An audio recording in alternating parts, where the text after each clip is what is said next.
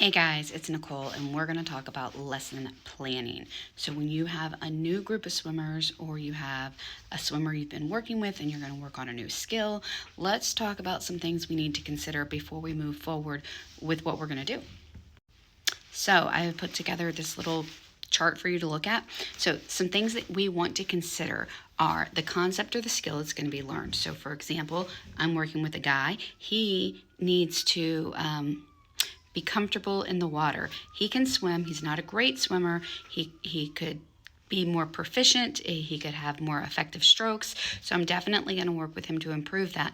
But overall, he has to get into a box and go under the water and then get out of the box and come up to the top. So he needs to be really comfortable. So the skill that I'm working with here is water comfortability, like how acclimated he is in the water. How safe does he feel in the water?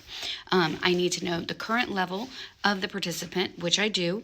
We've had a lesson already. I've worked with him. How the class will be organized. This is important, especially if you have a group lesson.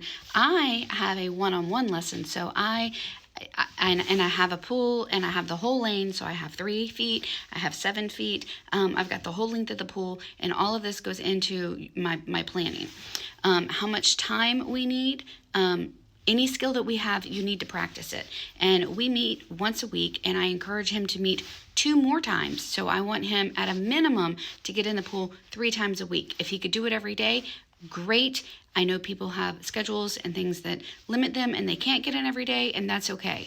How often and what type of feedback I will provide. So this is a big thing. Going underwater, and he's not afraid, but he wants to be more comfortable. So each time he goes under, I am right there. And when he comes up, I am right there. And if there is an issue at any point in that process, I'm immediately there, and I give feedback right away after each one. So don't just stand there and stare off into space. You got to be actively engaged in watching what your person is doing.